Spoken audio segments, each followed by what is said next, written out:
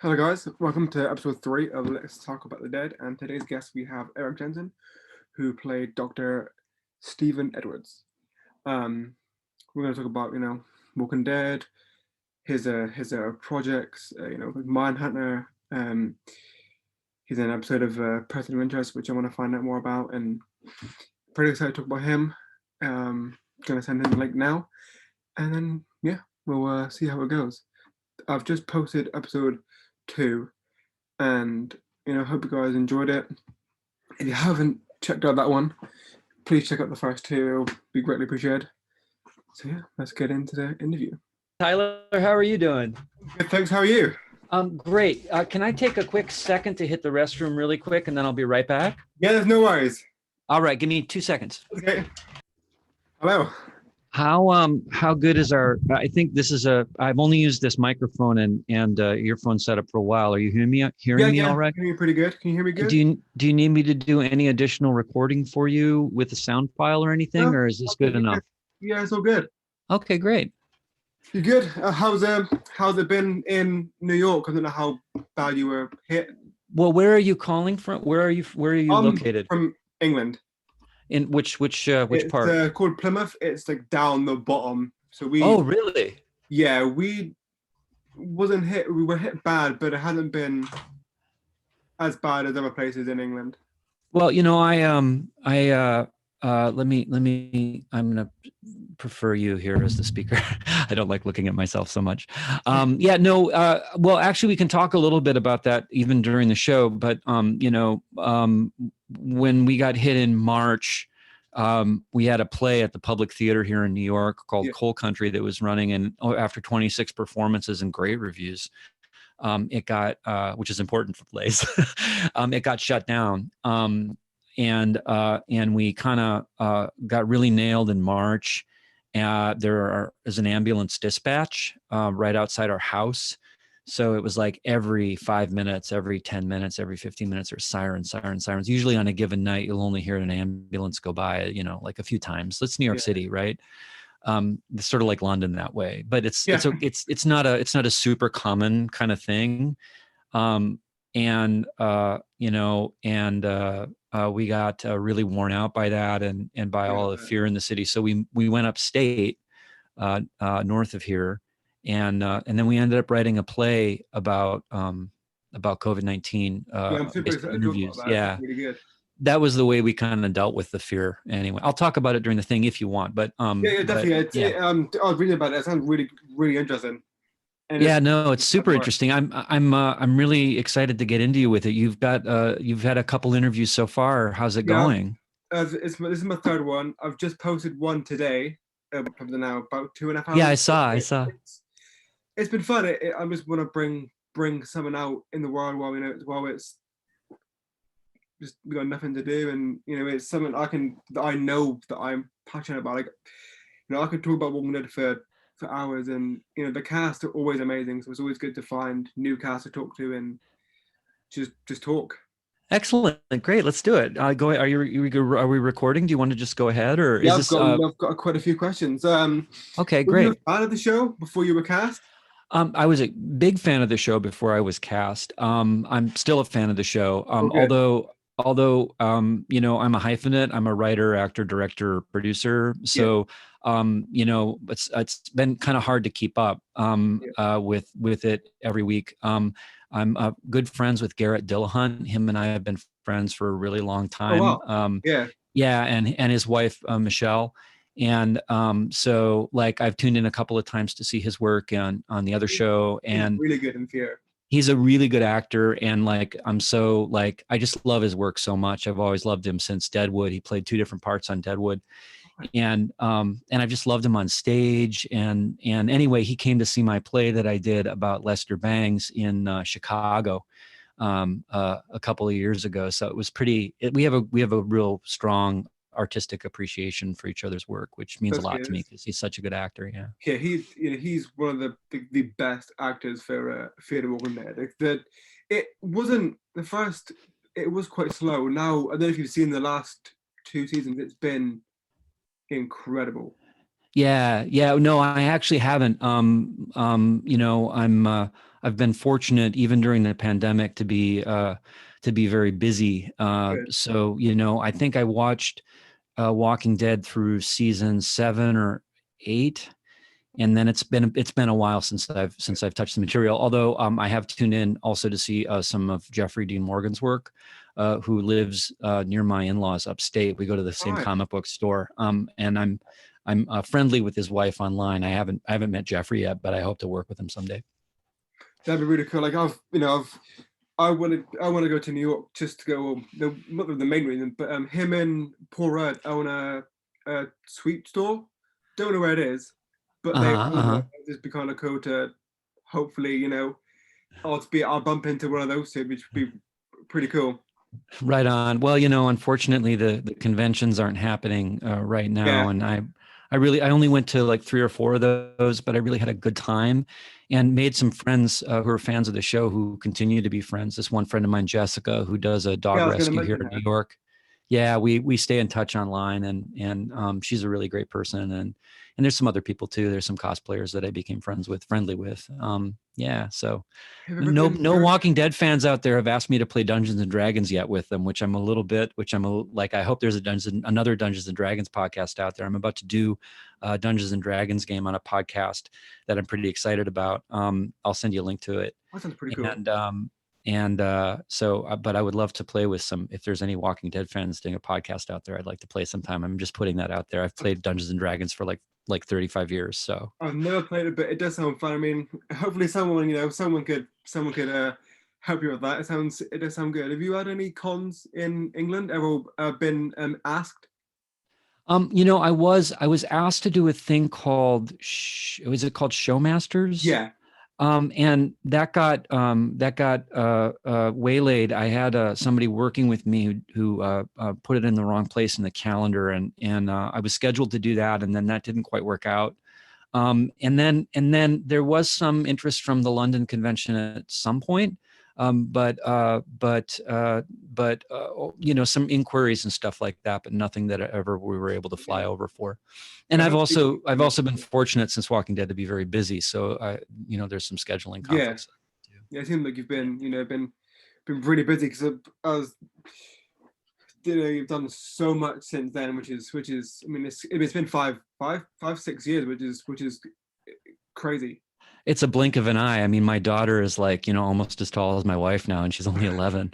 So, yeah, no, but I have to say that was a real pivotal moment being on that show for me, Yeah. because I got, my wife and I had been writing hyphenates for a long time.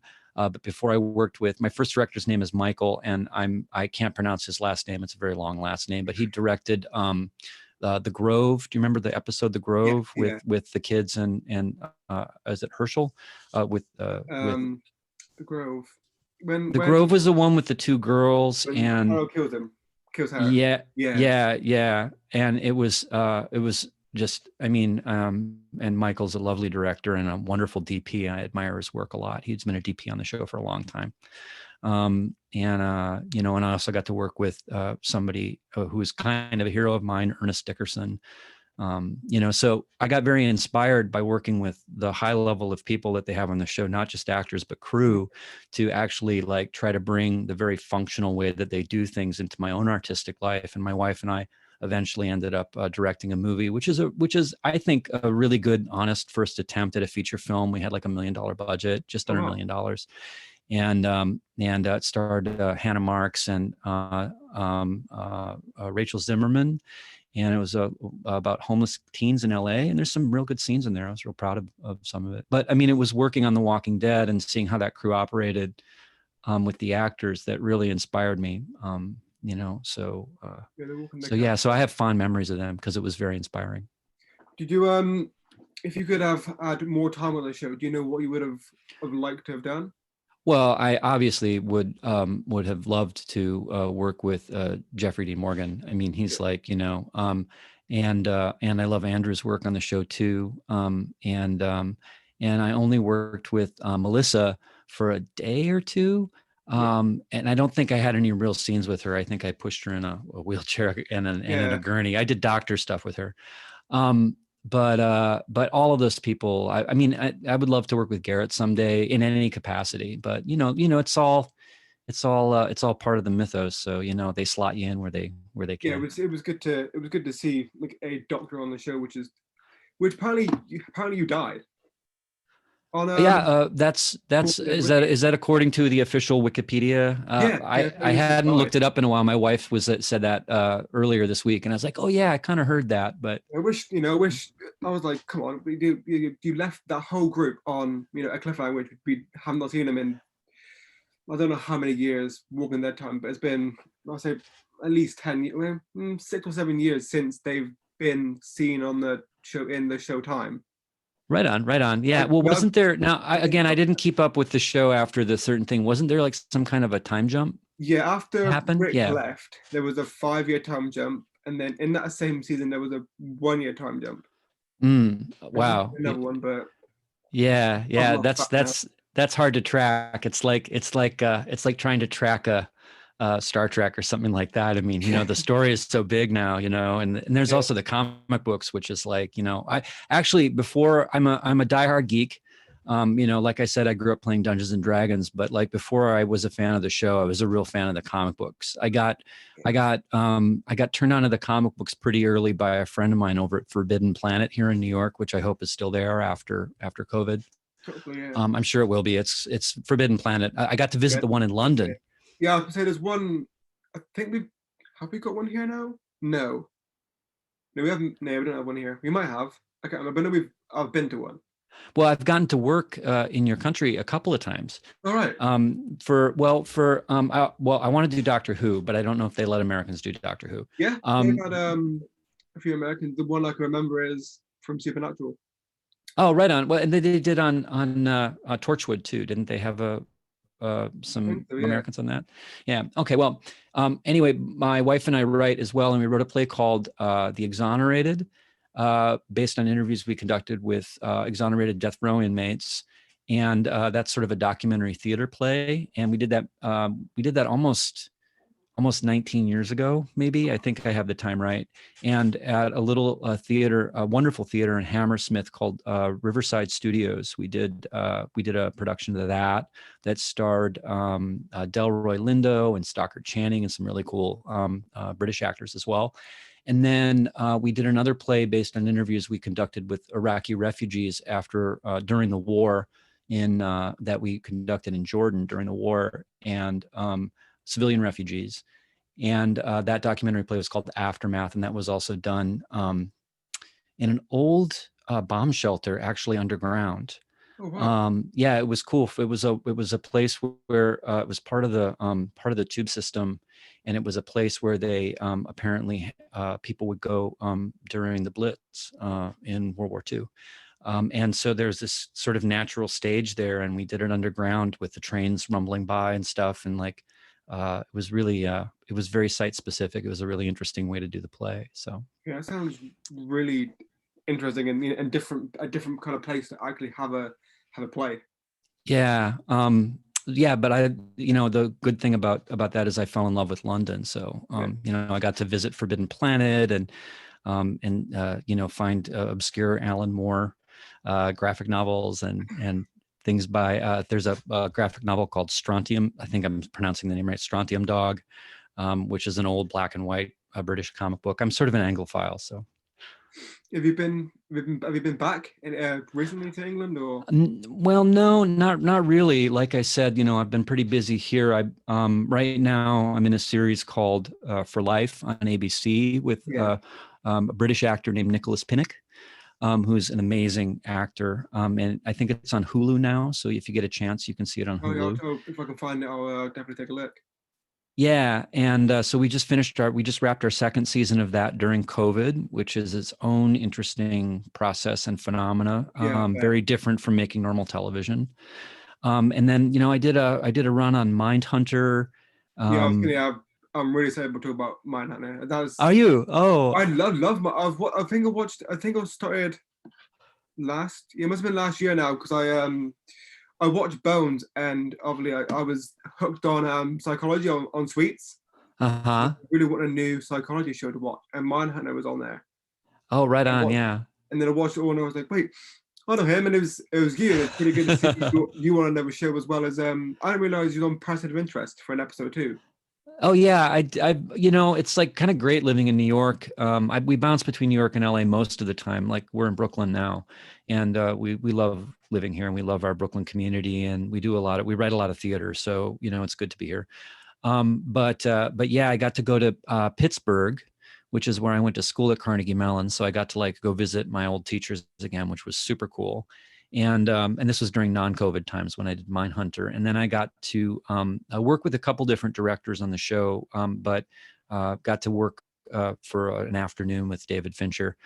And working, it's like the difference between doing something like Walking Dead, which is sort of like, for me, is like playing blues, and working on a Fincher show, which is like playing classical music. Yeah. I'm just talking about my approach. I don't think that these necessarily apply to other people, but there's a more sort of formalized style of acting, and also you do an enormous amount of takes on a David Fincher show. I sometimes like 10, 11 takes from one angle. Oh, wow.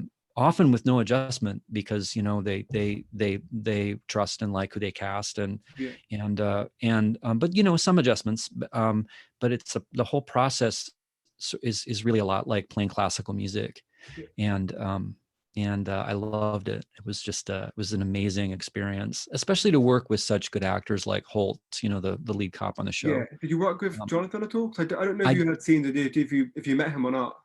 I didn't. He wasn't working the days that I was working, All but right. I worked with Holt and the amazing actress playing his wife, whose name escapes me right now, but Yeah, she's she's it wonderful was as well.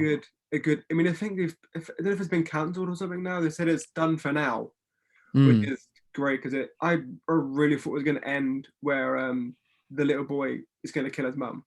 Oh That's wow, how I thought yeah, it was going to end, but it didn't. yeah. It's oh God, the actors on that show are so good, especially the actors playing the infamous characters. They're so, I've done that before. I played you wouldn't maybe not know, because I don't know if you follow baseball or not, but there's a fairly famous baseball player named Thurman Munson, who played with the New York Yankees, and then he died in a plane crash Oh wow. during his ninth or 10th year with the team.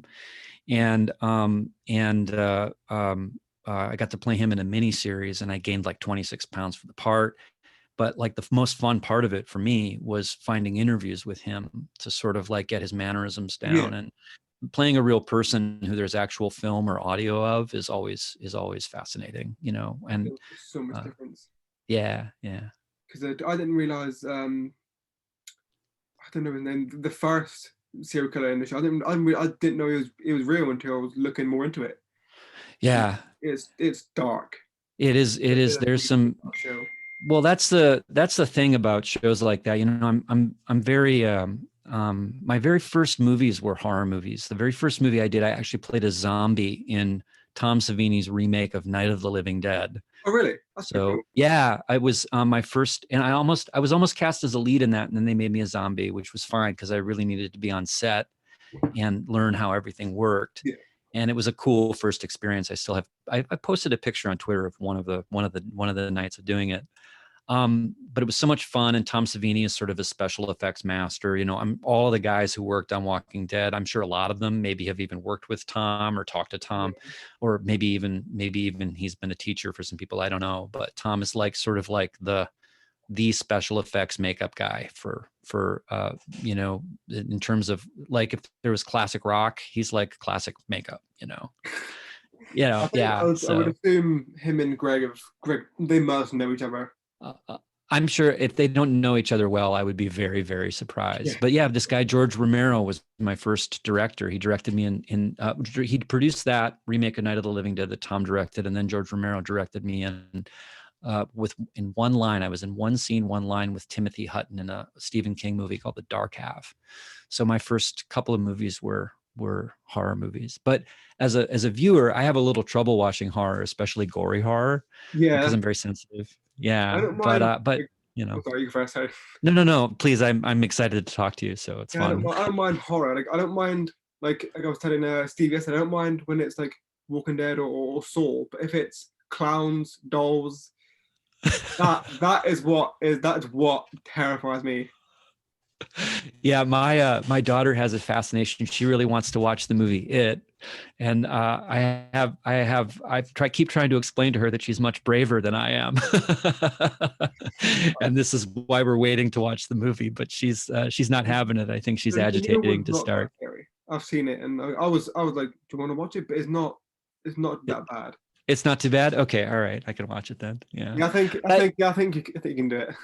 but as like terms of classic films too, like there are things like I think it's John Carpenter's The Thing, with I've been watching a lot of old movies. I think it's is Kurt Russell in The Thing? No, it's not Kurt Russell. I've heard him. I haven't seen it though. Is it Kurt Russell or Jeff Bridges? One of them is in The Thing. And it's just, I'm embarrassed. It's escaping me right now because I've been watching so many Kurt Russell movies lately. I just watched Escape from New York again and Escape from LA. But yeah, The Thing is a great horror movie, and I love the black and white horror movies. I love Frankenstein and Dracula and Psycho. And Psycho, Psycho was the forbidden movie when I was a kid. And it was a rite of passage to be able to see that movie on video cassette. And the first time I watched it was on video cassette, and I couldn't believe what I was seeing. I was fascinated by Anthony Perkins. Have you seen the sequels? There is, I think there's 3 others. I bought the other 3, but I can only watch the second one because the other 2 are American and it doesn't work on the Xbox. Oh, understood. Oh, yeah, no, I think I saw the second one, a bit of it. And I also saw Bates Motel because a friend of mine directed a couple episodes of that. Bates Motel is pretty good. Yeah. But like I said, I'm a big geek. So like I was raised on, all the comic book movies that are coming out now and Thanos and stuff like that. I mean, I was intimately engaged with the idea of Thanos, from, or in the Marvel universe of superheroes and stuff like that since I was like 8 years old. So you can't really see on the podcast or anything, but like I have a couple of pieces of art by Jack Kirby, who invented the Avengers, like original comic book pages that he drew that I got when you could actually afford them, like 30 years ago. And so I'm a big fan of that world, and I'm a big fan of Jack Kirby's Fourth World characters, which are called like the New Gods and Mr. Miracle. This is a little obscure for you because you're much younger than I am. But a woman named Ava DuVernay is going to be is writing apparently with a really famous comic book writer. She's working on the New Gods movie, which I'm pretty excited about. So if I had a dream come true, a dream would definitely be to come back and work with any of the Walking Dead cast in any capacity on any show. But my second dream would probably to be in the New Gods. That would be, yeah, I would like fly anywhere during COVID without a mask, in danger of my own life to be a part of that mythos. Yeah. You might be able to come back to The Walking Dead. I don't know if you've heard, they're doing another spin-off kind of thing where it's the Tales. Oh yeah, Tales of the Walking Dead. Yeah, which sure. I have no idea who they can get or who they will get, but it's a chance for anyone to come back. Oh, that's exciting. That's exciting. Well, there's, like I said, the Walking Dead community of actors is 150, over that. There's a number of people out there who, like, I've admired their work in New York and Los Angeles and in other projects like over the years. So any opportunity to see any of the great actors in their show do more work, I would love that. Yeah. What was your favorite film to see on the Walking Dead?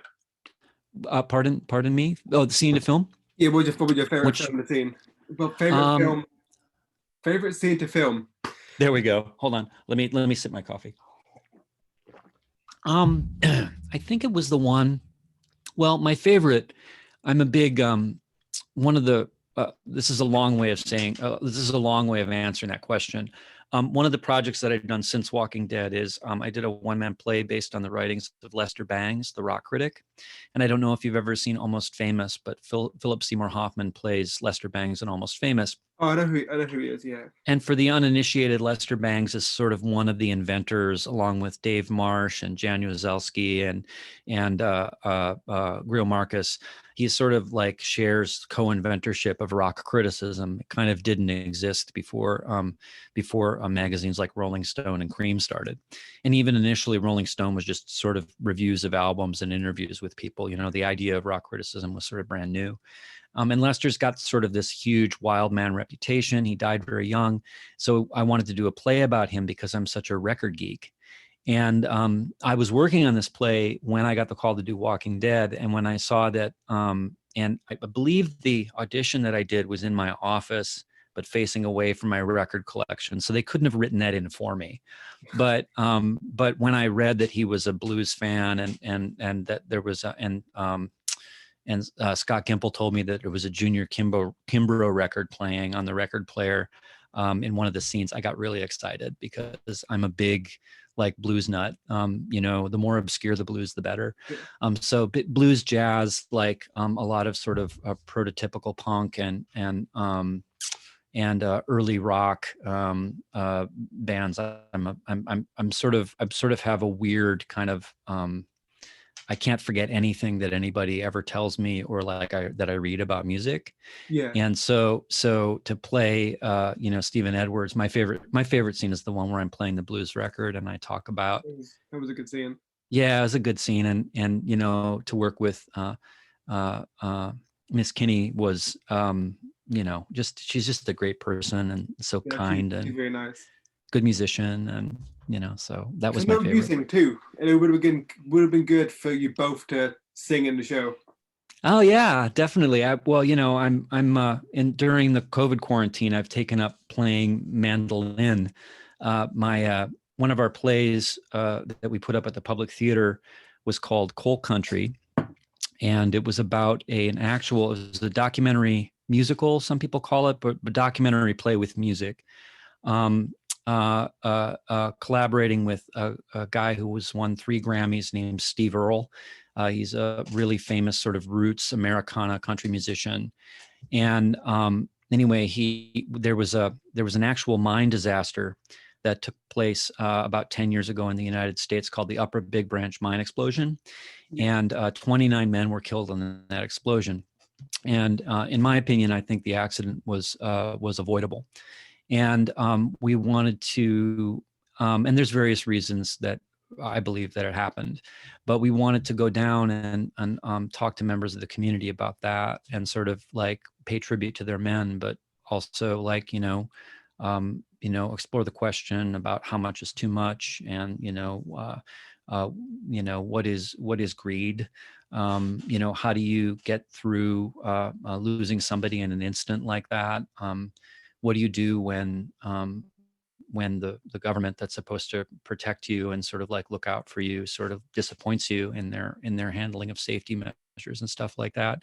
So there was a lot of subject matter that was very serious, and it's down in West Virginia, which is sort of the home of a lot of sort of blues and bluegrass music. And Steve Earle is, like I said, a country musician. So one of the things that happened at the end of the play was cut short by COVID-19 happening in New York. It was really scary. So we'd done about 26 performances, gotten great reviews, and the families of these miners who had died came. A lot of the families came, the people that we talked to and interviewed, and saw themselves on stage. And that was really satisfying. They said they thought people in America had more or less forgotten about them and forgotten about their story, and their story is an important story. I'm glad you're telling the story.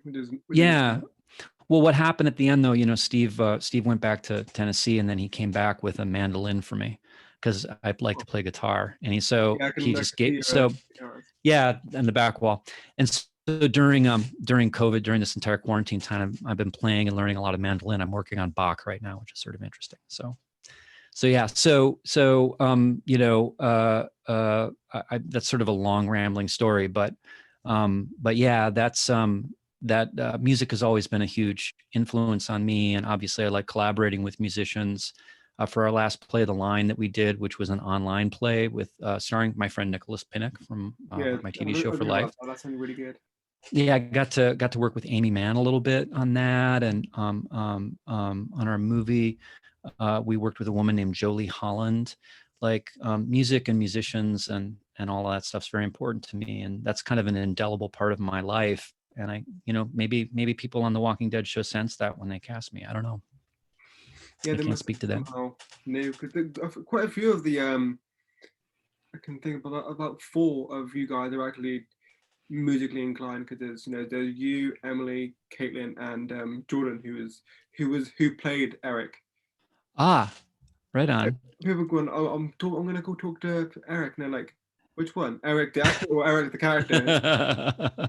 Man, it's it would be good to see you more like real life singing and show, just having a good time, because that's what the show does lack. Like it lacks like just calmness and I don't know, normality, I guess, really. Yeah, well, I mean, like we all want normality now, like the scary stuff that's been happening, not only in sort of politically in my country, but like, with the pandemic and everything. I mean, it's feels very post-apocalyptic in a lot of ways. Now this of course is very serious, and it's not a TV show. This is life. But one of the ways my wife and I responded to that is we got stuck upstate, and with the help of the Public Theater and our amazing cast and crew, we did interviews with EMTs, nurses, and doctors and medical technicians confronting COVID-19 in New York City hospitals. And we did them all anonymously so they could speak freely. Yeah. And we created a play out of it called The Line, which got almost I don't know the exact number, close to 100,000 views on YouTube, 80,000, 85. It was a lot. Yeah, I'll have to check that out. Not big TV, not big TV numbers, but it was very moving, and we worked with some amazing actors who were good friends of ours, Lorraine Toussaint, just a number of other people, and it was all an attempt to make sense of the era that we're living in right now, and this horrible disease, and how separated from each other we are. And I wanted to interview people I think who are heroic and putting their lives on the line every day to save us from ourselves, and to save us from this virus. And it was really, as theater pieces go, I was wondering, well, gosh, it's theater, but it's online, and but it was very intimate. I think audience members who were watching from their individual computers had the same experience that we did conducting the interviews, which was very moving and heartbreaking, and hopeful in all the ways that theater can be. So yeah, so that's my wife and I, Jessica Blank, collaborate together, and that was our last. Yeah, you guys seem to do a lot of amazing work together, and today wouldn't have happened if it wasn't for her being so helpful. Yeah, she's a good person. I admire her a great deal. We're working on another thing now. We're collaborating. We're creating a TV show with Ed Burns, who created The Wire. Oh yeah. And Generation Kill, and another show called The Corner, which I quite liked. And so Ed and us are working on a top secret project right now, which I can't really talk about, but it's good learning writing from him. He's really good at it. He's like so much better than I will ever be. And like working with people like that is like working on Walking Dead. You're just like working with people who are at the top of their game. So that's pretty exciting to be creating a show with him. Yeah, hopefully that it does sound good, and hopefully things will pick up and we can start working on it again soon, because it's like filming during COVID is scary. It's very safe on my show on For Life on ABC. It's very safe, but it's like it's nothing like working in a hospital, and you're not but you're tested 4 times a week, which is getting tested is its own. Can cause its own triggers, Yeah. And you know, you're around other actors who you trust, but you know, sometimes people, go into the wrong deli, or, you know, maybe have an interaction that's too close on the street or whatever. So you don't really know, like, but you know, there haven't been any outbreaks on my show at all. So we were really happy that we completed the second season. Everybody's hoping that we can get a vaccine soon so things get back to normal and we get back to work. I've had my the vaccine last week because of my Oh, work. Luckily, oh really? What's your other work that you do? I support adults with learning disabilities like autism or something else. So it's it's not frontline work, but it's the key work, and it's I haven't stopped really. I've been busy and I've enjoyed it. I mean, it's work. It's keeping me sane. If I had no That's job, that's interesting. My brother Doug does that. it's good. Mostly with at-risk youth, but you know, at-risk youth come with other difficulties. And actually, my dad was an advocate for they call it people with developmental disabilities in Minnesota when I was growing up. So that was very much part of my life. I thank you for your service. You do incredible work. It's got to be really satisfying work, and Yeah, it's you hard. must feel better now that you have the vaccine, huh? Yeah, it's good. We I think we get another one in a couple in 10, 12 weeks, but it's really good to finally have it in. It was people were saying so much yet about it. I'm like, is it really that bad? Just take it. Just you'll be all right. You're not gonna grow another leg, another arm. It's good. Wow. Wow. Wow. I'm, actors are wonderful, but we are not necessarily essential workers. So, I'm just going to wait my turn in line and hope that comes Yeah, sooner rather than later. I'm worried about kids too. Like, I have an yeah, 11-year-old daughter, and a lot of kids don't get sick, and the science really isn't in on a lot of the stuff with kids and the vaccine yet. And, but like my daughter really misses her friends and she really wants to go back to school. And, I had an opportunity possibly to go overseas and do something recently. And I wouldn't turn that down, but I'm sort of having second thoughts right now about auditioning. Um, but maybe before I get on an international flight, somebody could procure a vaccine for me. But I kind of don't think I'm going to do it because it's just too long in an airplane. It's too risky. yeah. That's what I'm hopefully flying can come back soon because I want to go back. I want to go to New York. I want to see my friends. I want to see my girlfriend. I want to see everyone again because it's just Have you been to New York before? no. I was gonna go with my girlfriend in May, but it all came through and we're trying to get our refunds sorted, which is a pain because they're not at the minute they're not giving refunds even if you physically can't get there. Right on. Yeah. It's a mess, man. I mean, my daughter always talks about the blessings that we can find I think that's because my wife is saying that to her and my daughter is saying it to me, but it's nice to have my 11-year-old remind me what I'm supposed to think about. Yeah, no, And, good. we've been very fortunate. There's only been a few friends of mine that have gotten terribly sick. Nobody extremely close to me has died, although a mentor and a guy that I was in his play, a guy named Terrence McNally, who's very important to the theater community in the world.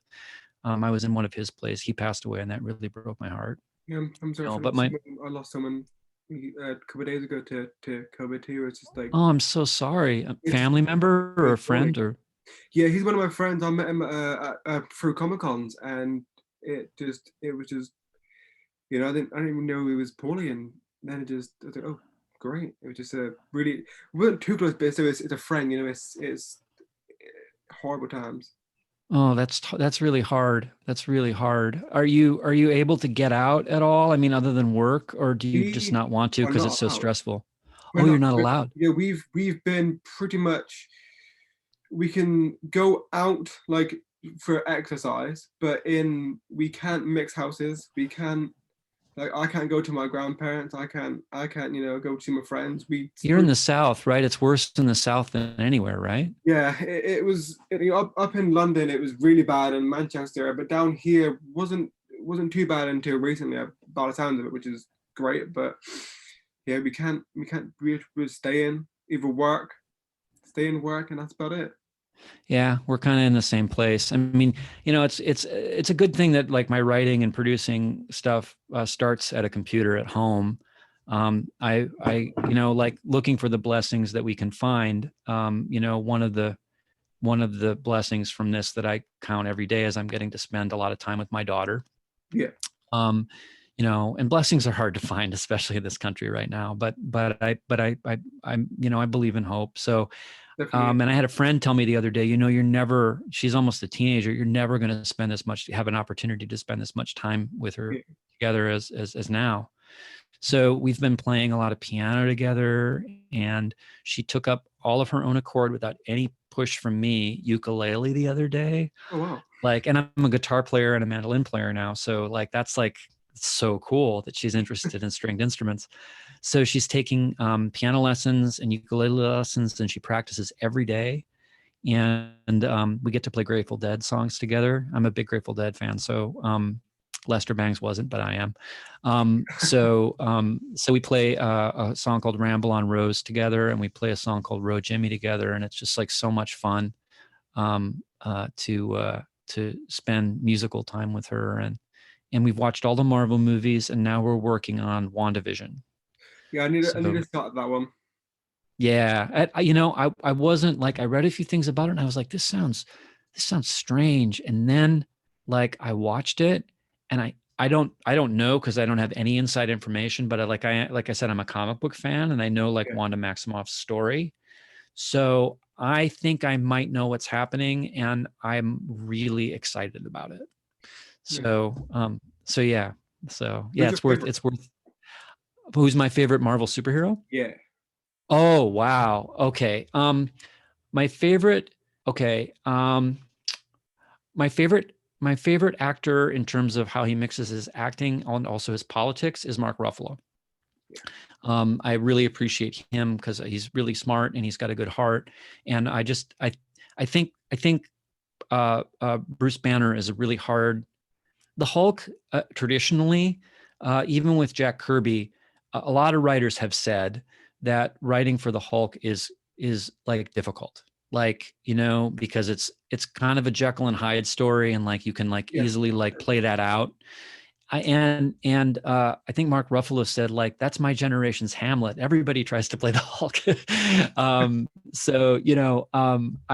think I like what he's done with the part. I like the humanity he's brought to the part. It's a tough needle to thread. And who else am I a fan of?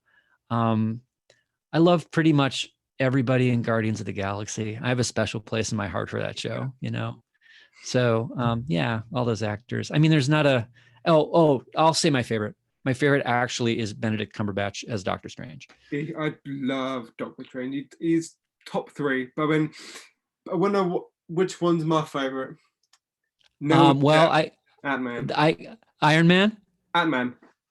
Ant-Man. Oh, you love Ant-Man. Oh, that's excellent. Are those toys above you, Ant-Man toys? Yeah, all the Funkos that they've brought out for him. Boy, you're a better collector than I am. Oh my God, you've got everything. Yeah, my daughter has all of the Funkos that are from Stranger Things.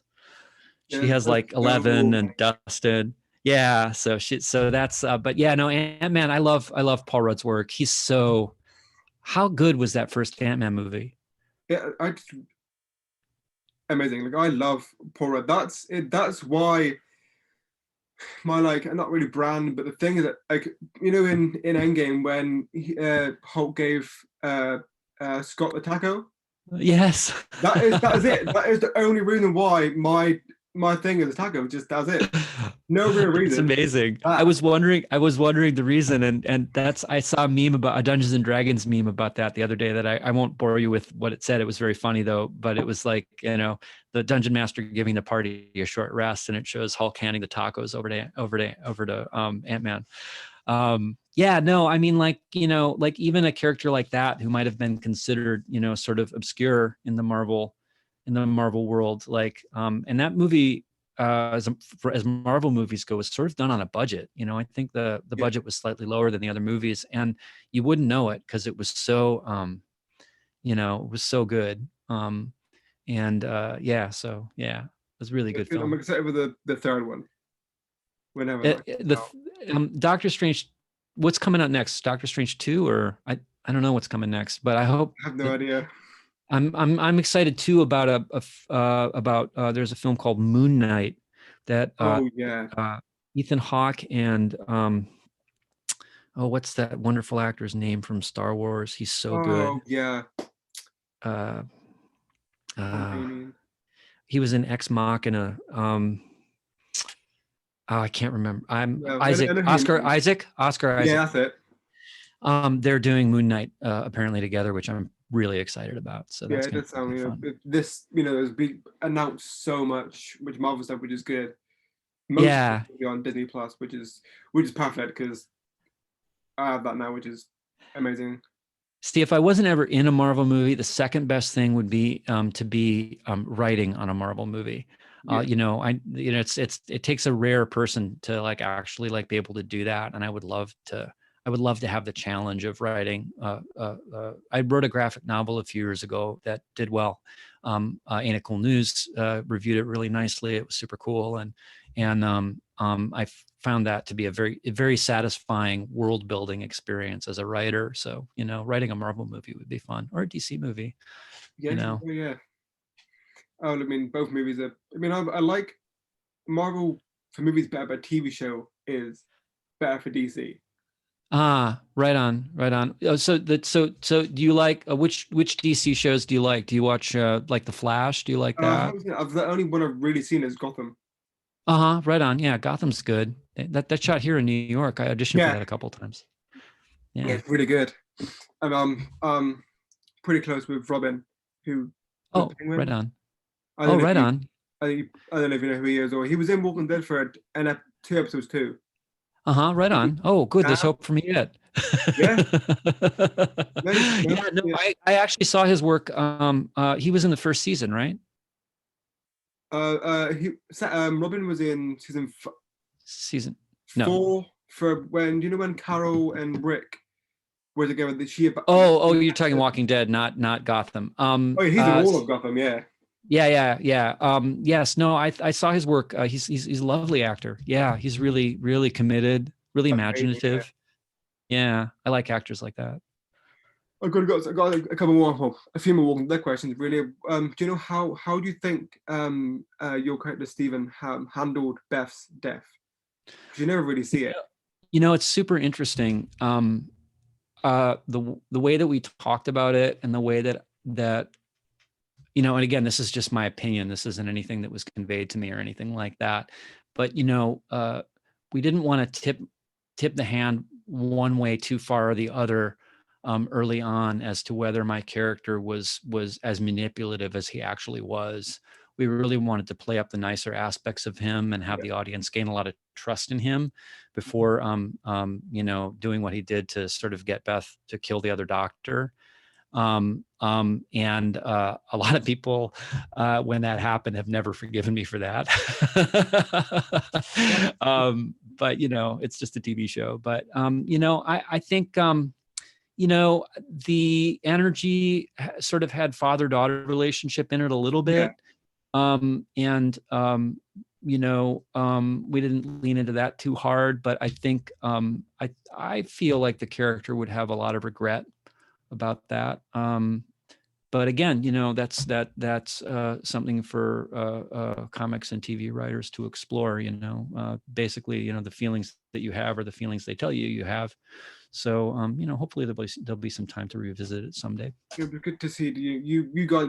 Basically, most of your scenes were with Emily, or sometimes the lady who plays Dawn. Yeah. Oh, isn't she wonderful?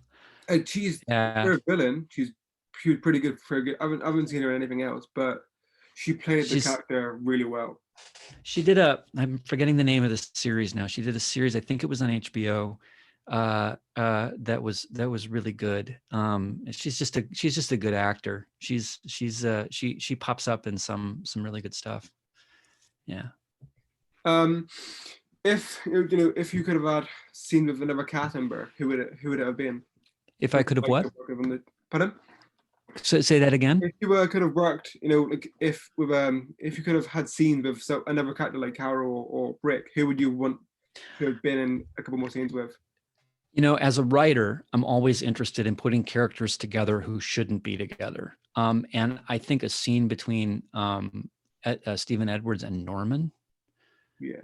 would be super interesting, um, uh, because they're so different. The characters Yeah. are so different. So I'm always looking for opposites. Yeah. But I mean, again, like there's characters who are gone now. There's I was friends with Chad Coleman for a long time. Yeah.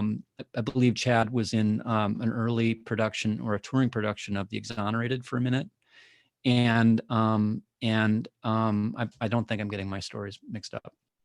But I believe that's how I met Chad. I might have met him before that, actually. We had a lot of friends in common, and I would have loved to have actually we faced off in the hallway, but I would have loved to Yeah. have gotten a chance to do an actual scene with Chad. Yeah. It would Like, have been pretty cool. yeah, Yeah. there's just like, I have such a soft spot in my heart for all the characters that, anybody would be, and also, who else? There was a wonderful actor that I met who does all the impressions. Ross. Ross, yeah, Ross Marquand. I'd like to work with him someday too. Yeah. But like on stage, like I'd like to work with him in the theater and like do the same play every night. I want to work with him for a long time, not That'd just be for a few days on a that'd be TV show. really fun. Yeah, that would be fun. It would be fun to do like True West with him or something like that, like a play about brothers or a play about, brothers who are enemies or something like that. I think it'd be fun. That'd be really Yeah. cool. Was that filmed in the actual hospital? Because I went to when I was in Atlanta. Like we went past Grady. Was that filmed there or in a set? There were a couple locations that it's been a while. So part of it was on a set. They actually built up on legs. They built this hallway. When they dispose of the bodies down the elevator shaft, we actually filmed in a real hospital for part of it, and it was super hot. Everybody was sweating, and I had to change shirts a couple of times. And they had these giant air conditioning tubes that were like trying to make it cold. But one of the characters in the show is the heat because it's Atlanta. But for the scene where we dump the body in the hallway, and I think Beth is sort of like dangling her leg over the elevator shaft at one point, and her and Tyler had a scene there. That was built up on legs, so it was like sort of like half a story up, and then we actually got to dump the body, and then they did a little special effect to make it look like it went several stories down instead of the half a story it actually did. But I don't know if it made it into a gag reel or something, but the first time I tried to dump the body, the leg got stuck to the gurney, so the body just sort of like this rubber body just kind of dangled there, and I tried to play it off, but after about 30 seconds or 20 seconds, it became kind of absurd that this body was just sort of stuck there, but you got to play it like it lands on those shows, because sometimes the mistakes are fun. But yeah, so they built that. So I got to work a little bit, on a set, and a little bit, but my favorite set that they had was the office that they built for me. It was filled with books and this beautiful painting behind the desk, and all these records, and it looked like they ate. I actually ate. There was guinea pig, I guess, that was what was being raised on the roof. Well, they actually. Now I might be getting this secondhand, or maybe the prop guy was like trying to put one over on me, but they flew actual guinea pig, I think, in from Peru, and actually cooked it, and I got a chance to try it, which was I wouldn't recommend it. I was not a fan, but he could have been pulling my leg, but I don't think they were. But during the scene when we ate a little bit of chicken, so that was all fine and good. But his room was such a cool and unique set. Well, it reminded me sort of like when we ate the guinea pig, you are what you eat, and I sort of envisioned him as kind of like a, almost like a, kind of rodent-like in his kind of warren, safely behind all of his records, safe in his little corner of his cage, So yeah, I thought it was an interesting metaphor. It was I did like that. It was I completely forgot what I ate, but I remember you having a conversation with Beth, and it's in that people. That's like I like that story arc. It's not people's favorite, which is annoying, but it was a really good and different story arc because you never really see that kind of group, or you never really see what what is going on in the hospital after the apocalypse. Because Well, I think, I don't know if the line was still in or not, but I'm pretty sure it was. I only go back and review my work when it's time for my agent or manager to put together a new reel. But I think there was a line in there about we're not the kind of people who survive, or we're not the ones who survive. Yeah, And I that's, like even the way it was cast, it was sort of, it was very, it was, what was super interesting about working um, with just Beth was that I didn't get to meet the other cast. The other cast were on a break for like 8 or 9 days while we shot that episode because it was confined just to the hospital. So I didn't get to meet everybody until it came time to film the Beth death scenes. So that was weird because we were kind of in this like closed community, closed environment, and then all of a sudden it expanded, and you sort of got to see the scope of the show, with all the people who showed up. And that was super cool. I got to see Michonne. Is it Michonne? Is that how you pronounce it? yeah. I got to see her like chop heads off a couple zombies. I got to see them film some action stuff going into the hospital, I think, isn't it a fire truck that pulls up? I think yes, I think so. Yeah. So that was super cool. Like, cause I got to watch the special effects guys consult with the director and talk about how they were going to do it and do multiple takes over and over again. So, I always feel like I'm like especially when working with somebody or for somebody like Ernest Dickerson, who directed that last episode, I always feel like I'm like working with like, a master storyteller or a master director, and I feel like I'm sort of a journeyman actor, a journeyman director. And so I always like, try to get as close as I can to Video Village and like stay as innocuous and small as possible so I can pay a lot of attention to how decisions are being made. And, the way that the special effects are handled on that show is so cool, Yeah, they got better and better each season. Because then if I mean, the Whisperer arc. Yes. Yeah, totally. Yeah, totally. Did you see it in the show? I did. I saw, is that season 6? Season 7? 10. Season No, 10? 9. Sorry, 9. 9. I know the Whisperer arc mostly from the comic books. I'm further along in the comic books than I am in the show. And like I said, I dip in occasionally, but Yeah. I think I'll probably dip in more when my daughter's a little older, because and then it'll be a nice surprise to me. But I only got through, I think about halfway or all the way through season 7.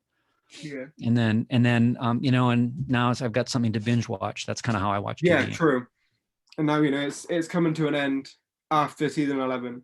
Well, that's exciting. Yeah, I mean, that's like that's how I watched Battlestar Galactica. Like the series was sort of like done, and then I went back and watched all of it. So that was pretty cool. But did you know how many episodes you were going to go into, or was it longer, or did you get extended time? No, I knew it was 3 episodes going in, which is it's nice. It's nice to know how long you're employed for.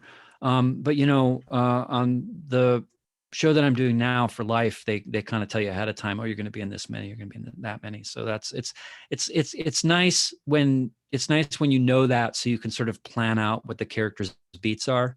Because there's a lot of stuff to keep track of for everybody on set, and the sort of the main writers and executive producer writer on the set will definitely keep track of story beats for the character because they've like planned out an arc and stuff like that.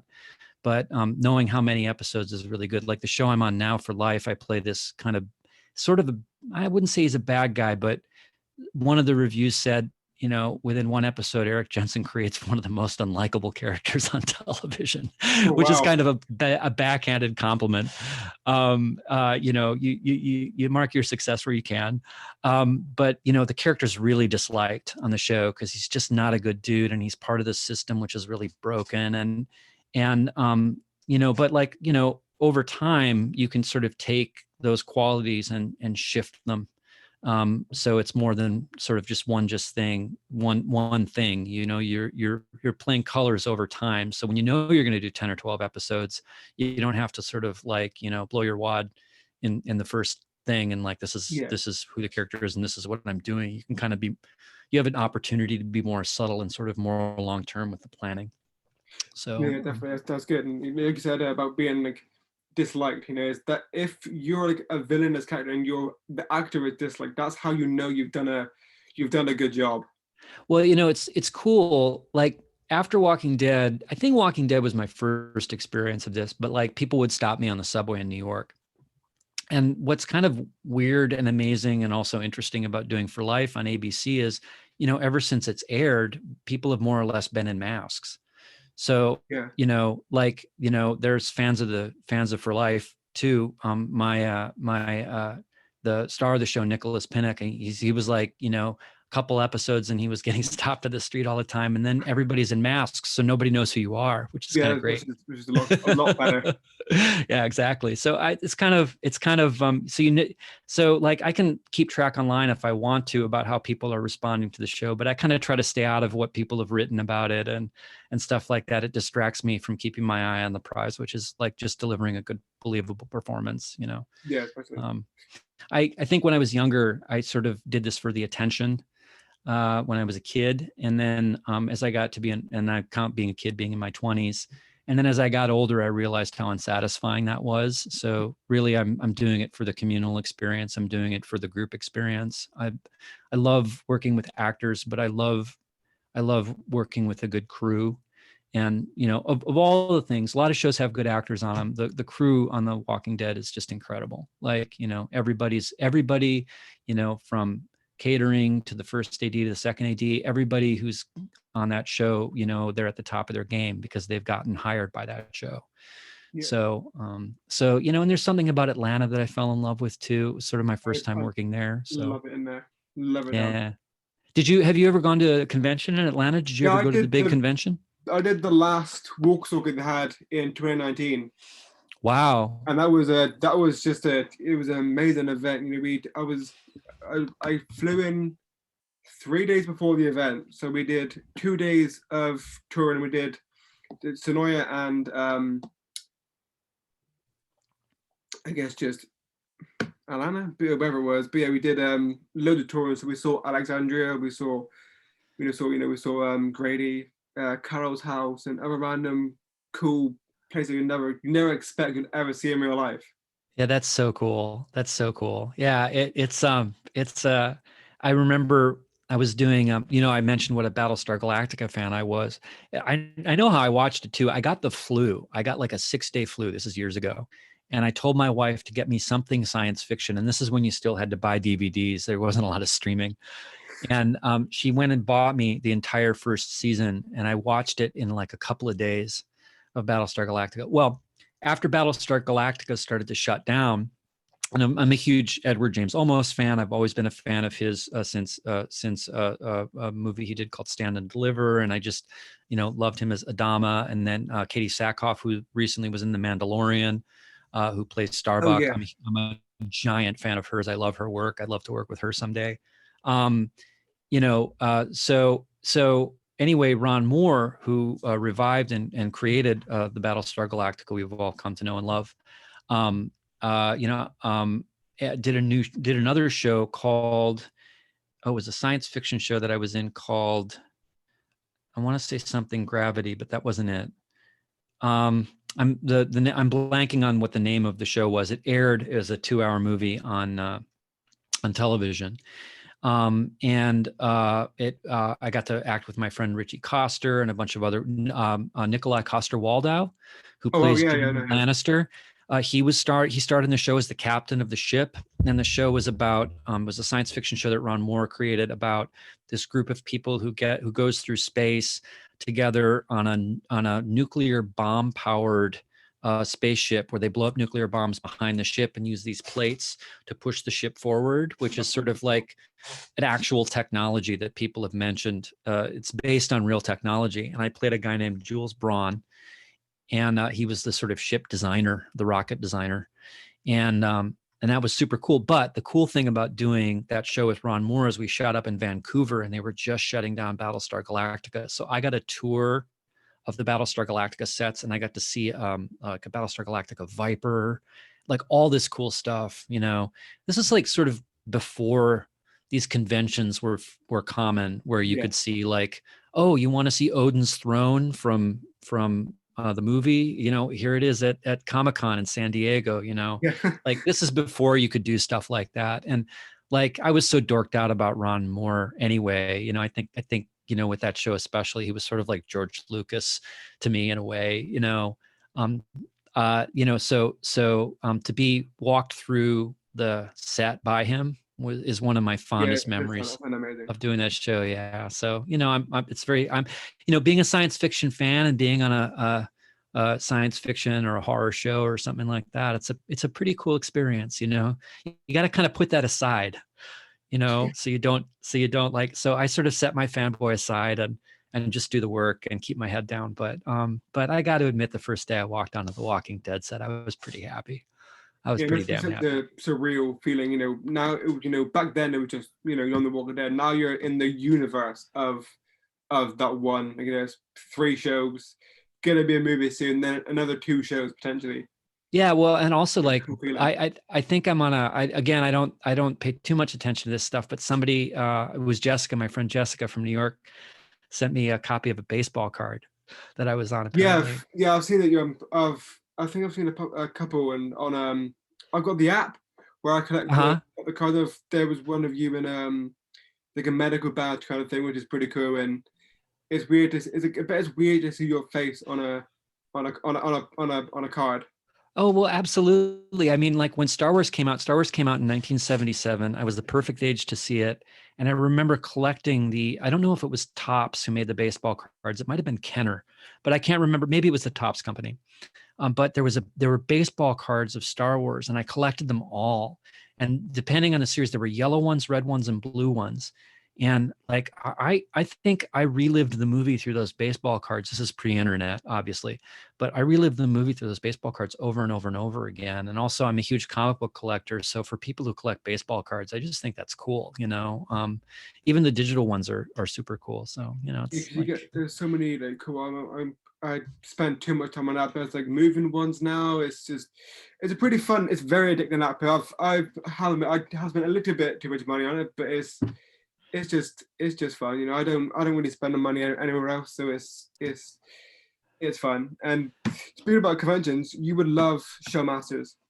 They'd get that would be up your alley. They get so many guests from like there's definitely been Babylon 5 guests. There's been Dead guests. There's been Star Wars guests. There's been like every kind of thing. Like I like Walkstalker. It's just Walking Dead. Right on. So many. If you can think of a TV show, they'll probably get one there.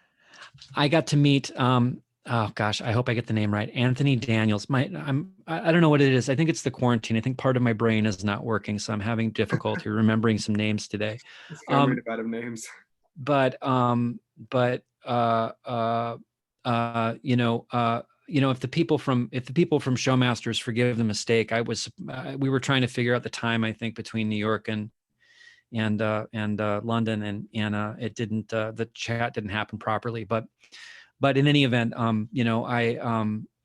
would love to come someday. Hopefully, there'll be something else that I work on that's of the level of Walking Dead or another science fiction project. And that'll be good reason to sort of to come out, because I love meeting fellow science fiction fans more than anything. That was like I only did like 3 or 4 conventions for Walker Stalker, but it was so cool to like meet people who were really committed to the show and like knew a lot about it, and like even like told me stuff that I didn't know about it.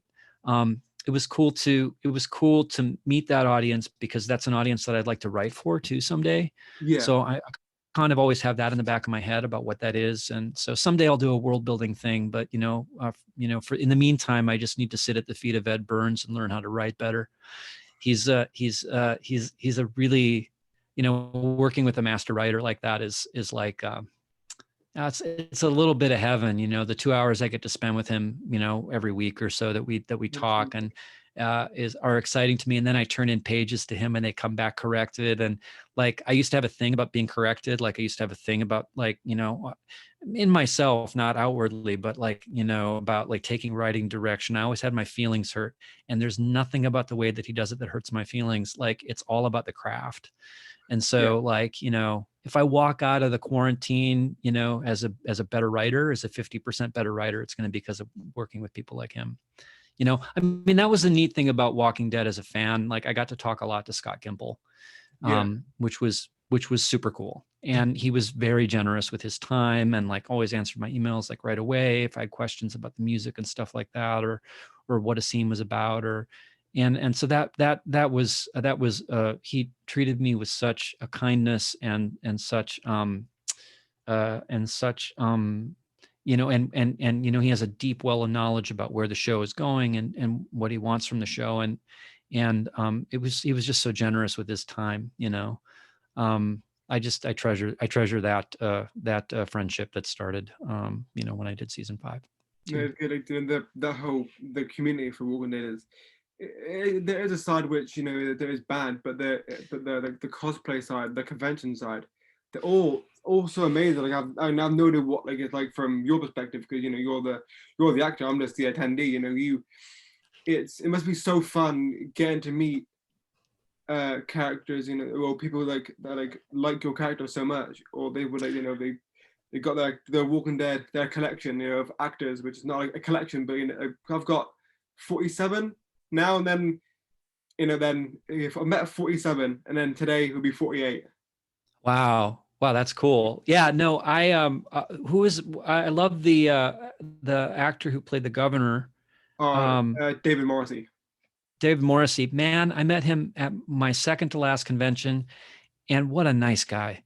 Yeah, like he was so kind to me, and we like talked about theater, and we talked about Riverside Studios because we'd written a thing that was there once, and we talked about music, and like he's another person that I really would love to work with, someday.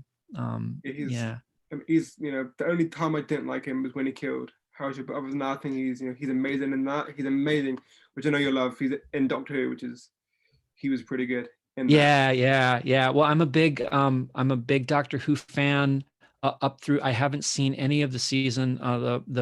She just stopped playing Doctor Who, but I feel like she just started. The most recent Doctor Who, I haven't seen her work yet, but I'm really excited to see it. That's kind of like next on my plate. I was brought up on that show. I first watched it when it first came back, and it's been my one of my favorite shows for God knows how long. And luckily I managed to meet two of the new. I've met Matt Smith and David Tennant. Wow, those are in my top 3. My other one is Tom, the one with the scarf and the hat. That's my dad's favorite too. Tom. Again, I don't know. I'm having trouble with names today. Yeah, I'm wearing my Dalek shirt right here. Yeah, I saw that on your live. Cool. That's what I talk about. Yeah, no, I was a big David Tennant fan. Obviously, I love him from the Harry Potter movies too. And Matt Smith, he's currently in something called The Crown on Netflix, and I've only seen a few episodes of that, but I like him in that. Like the thing I love about actors from England, London, Great Britain, is that they spend a lot of time on stage, a lot more time than American actors do. So like, I'm not saying the craft is better, or anything like that in terms of, if you do stage time, you're a better actor or whatever. But I always find actors who have spent a bit of time on stage to sort of like pretty consistently make, out of the box choices. Sometimes when they're doing television, it's very easy when you're doing television to kind of slip into, oh, this is a medical show, I'm going to do medical talk. Or this is a lawyer show, I'm going to do lawyer talk. But those sort of illuminating moments are, you can easily sit back and rest on that. But I find actors who have spent some time on stage and spent a long time with characters do some really interesting things. That's why I'm a big fan of all the Harry Potter movies, is because there's so many great stage actors in that that series of films. I love Harry Potter. I mean, I used to get, before my glasses, I've got a scar, so they used to call me Harry Potter. Really? Yeah, and now I get Harry Potter and Draco, which is like Right on. It's funny, but it's, you know, I don't even mind anymore. It used to be quite funny. What's your favorite Harry Potter movie? My favorite Harry Potter movie, well, it's hard to pick because the first movie is like kind of like the first Star Wars, you know, it's sort of magical. I believe Chris Columbus directed that. Um, I like the first movie very much and the last Deathly Hallows very much, because if you play the two of them together, you can see these sort of young child actors and you can see where they started off with their craft and where they ended up. And it's a wonderful evolution to Yeah, see them really step into screen acting and really become, you know, all of them were very good to begin with, especially Emma Watson, who my daughter is like, you know, she's like, Dad, do you know Emma Watson? And I was like, well, no. And she's like, but you were on Walking Dead. And I was like, yeah. And she's like trying to draw the line between Walking Dead and somehow meeting Emma Watson. And I was, oh no, you know, maybe I'll work with her someday. Now it's Millie Bobby Brown from Stranger Things. She wants to meet Millie Bobby Brown and really wants me to be on Stranger Things. And I'm like, I don't know. There's quite a I could number see of you good on people that. on Stranger Things already.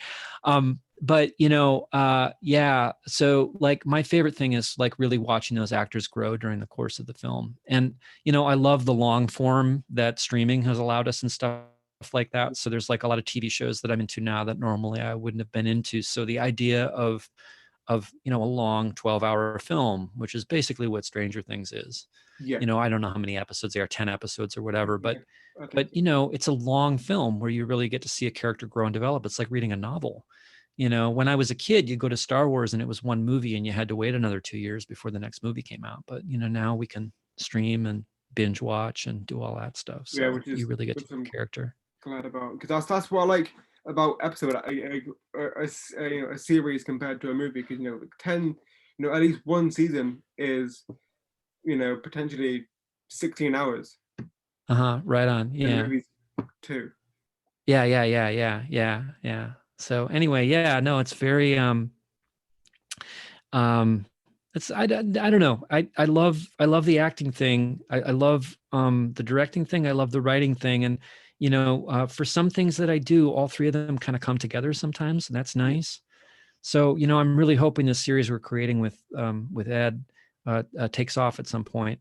And maybe when that goes, maybe I can come back on and talk a little bit about it. yeah, definitely. You know, I'm always down to talk again. You know, you know, you know, I've never really thought I'd be doing anything like this. I wouldn't have had the confidence, but now I'm just like, I talk, which I talk a lot, Uh-huh. and you know, what could I use to that, you know, and you know, I like Walking Dead. The cast are amazing, so it's just all into one, and you know, don't know where it'll go, but I just hope it it just I don't really care. Like, I don't want to make money. I just want to bring out something for people to enjoy and listen to, or you know, listen to or watch, because I don't really mind how people watch this. It's just something to take your mind off the tough times, and you know, maybe I can do it in person when the cons have stopped. When the cons have started again, I can do Uh-huh. them there too. But it's just hopefully they Yeah, like. well, you know, as CJ Creech, he does a lot of interviews. He was sort of my first interview that I ever did. I think his show was called Creech Questions. It's fun. It's always fun to get together and talk, but especially now, Tyler, I got to thank you. Like, you know, I only get to talk to my wife and daughter, and they're wonderful people. But it's good to shake things up and meet new friends. Good. Yeah, I thanks a remember lot. it was I when you were on the show, I had an old Walking Dead account which I've had a couple conversations with from. So I was like, right, who do I like somewhat know? I'm like, cool, you know, I know you. I was like, I'll see what happens. You know, it's, you know, the least someone can do is say no, which Well, is you sort of made my day in a way, just reaching out and asking to do it, and also just like this conversation today. It really does take the monotony out of it. I think the hardest part about being in quarantine, and we've been very quarantined. I'm very careful with my family, and we made some pretty hard and fast rules early on. So we've been yeah, kind of in a holding pattern since March. You know, February, March. It's going to be almost a year yes, coming up. We're coming up on a year pretty quick, and you know, all of us are kind of in the same boat together, and I'm grateful for the conversation. I'm grateful for the dialogue. I'm grateful for the time, and this was a lot of fun today. Thanks for having me. It's been a blast. It's good to talk. Like, it's just so draining and being on your own, or I mean, being your family is fun, but it's you need that other connection. I'm glad nowadays we have Zoom, FaceTime, whatever kind of other sites to talk to. Yeah, can you imagine having to do this in an era where there was no computers or anything, or where it was just like, the only way to get your news is through the TV? And I mean, we're it's sort of like the era is kind of designed for the problem that we're having right now, and that we're able to stay in touch. Mental health is a very important issue to me.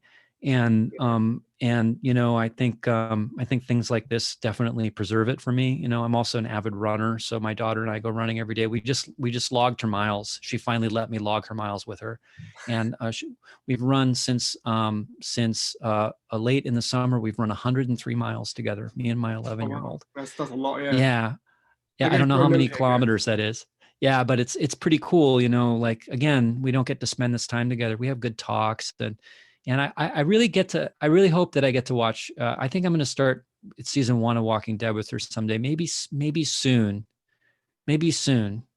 possibly soon, and then we can sort of grow in and maybe watch the whole series together. My cousin started watching at 11. I think is an okay. Yeah, 11 is a good age, right? I don't think it's too. It's not too scary. It's not too yeah. Gory. That's the age that a lot of kids start riding the subway in New York. So if you can put up with the subway in New York City, watching Walking Dead isn't too gory for them. Yeah. But Tyler, thanks again for your time, and thanks for having me today. And let's talk more in the future. Amazing. Yeah, thank you. Reach out for anything. Yeah, we'll come back again soon. If when you've got your new TV show coming up, I'm more than happy to talk to you again, because it's been amazing, and thank you for being here. Yeah, thanks for having me. We'll talk to you soon, okay? Thank you so much. Take care and stay in touch, all right? You too, we do. Thank you. All right, bye-bye. Bye-bye. Thank you.